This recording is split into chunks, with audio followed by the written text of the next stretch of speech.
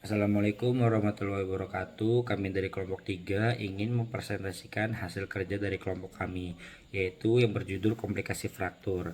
Oke, saya mulai ya. Komplikasi fraktur diakibatkan oleh 3 faktor utama, yaitu adanya penekanan lokal, traksi yang berlebihan, serta deninfeksi. Lalu contoh-contoh dari komplikasi fraktur tersendiri itu yang pertama ada cedera syaraf. Cedera syaraf itu diakibatkan oleh patahan tulang yang menekan jaringan sekitarnya yang dapat menekan syaraf sehingga syaraf menjadi cedera atau rusak. Yang kedua ada kekakuan sendi yang dapat menyebabkan kontraktur sendi pada pergerakan ligamen atau atrofi otot.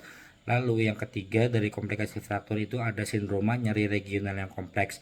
Area yang terkena akibat fraktur akan mengalami peradangan yang dapat memicu pelepasan prostaglandin dan bradikinin yang dapat menyebabkan nyeri. Lalu keempat itu ada sindroma kompartemen. Area yang terkena fraktur akan mengalami respon inflamasi yaitu permeabilitas kapiler sehingga akan menyebabkan edem yang mengakibatkan peningkatan tekanan kompartemen yang dapat mengurangi perfusi darah kapiler. Lalu contoh komplikasi fraktur yang terakhir itu adalah penyatuan tulang yang lambat. Cara pencegahan agar tidak terkena komplikasi yang pertama adalah pemberian antibiotik. Nah, kenapa perlu diberikan antibiotik? Karena seperti pada fraktur terbuka, itu kan tulang itu akan terekspos dengan lingkungan luar. Nah, dengan tereksposnya dengan lingkungan luar ini memungkinkan untuk terjadi infeksi, bakteri masuk ke dalam tubuh kita. Nah, untuk mencegah hal tersebut, maka diberikanlah antibiotik. Pada fraktur tipe 1 dan 2 itu diberikan cefalosporin generasi pertama. Kemudian untuk fraktur tipe 3 itu diberikan cefalosporin generasi pertama ditambah dengan aminoglikosida.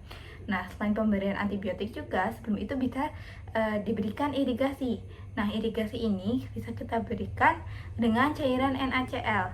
Nah, untuk fraktur tipe 1 itu diberikan sebanyak 3 liter. Untuk tipe 2 diberikan sebanyak 6 liter dan tipe 3 diberikan sebanyak 9 liter.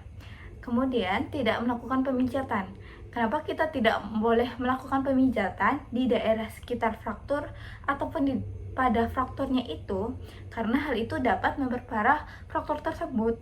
Fraktur tersebut bisa infeksi, membengkak, dan lain-lain. Dan bisa saja tulangnya itu menyambung tapi tidak menyambung dengan semestinya. Bisa aja bengkok, makin pendek, atau lain-lain. Kemudian ORIF atau Open Reduction Internal Fixation atau pemasangan pen, kemudian pembidayaan yang tepat dan pemasangan gips atau pemakaian gips. Nah, tujuan dari ketiga itu adalah agar tulang itu nyambung dengan benar, dengan semestinya, tidak bengkok atau tidak justru memendek. Kemudian melakukan fisioterapi. Nah, fisioterapi ini tujuannya adalah agar tubuh kita itu kembali ke fungsi normalnya, karena saat terjadi fraktur itu tubuh kita mengalami kelemahan, makanya harus fisioterapi. Selanjutnya pada tata laksana fraktur, yang utama itu ada 4. Yang pertama itu kita sebut dengan diagnosis. Nah, ini tuh nanti penilaian tentang bagaimana fraktur tersebut, lokasi frakturnya, bentuk frakturnya. Itu nanti menentukan teknik apa yang cocok digunakan untuk penanganan dalam fraktur tersebut. Lalu yang kedua ada reduksi atau pengurangan. Reduksi ini dilakukan dalam 2 cara, yaitu reduksi terbuka dan reduksi tertutup. Nah, jika pertama kali umumnya itu dilaksanakan reduksi tertutup terlebih dahulu.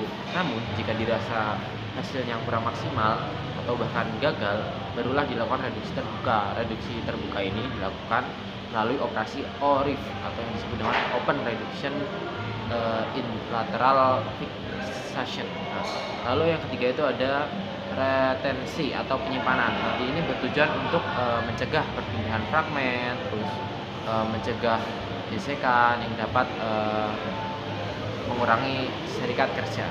Lalu yang keempat ada rehabilitasi yang dijelaskan pada saat.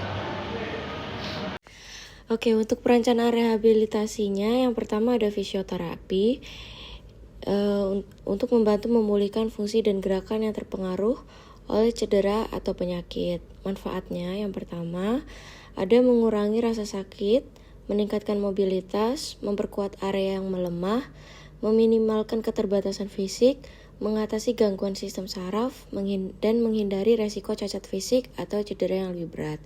Yang kedua ada CBT atau Cognitive Behavioral Therapy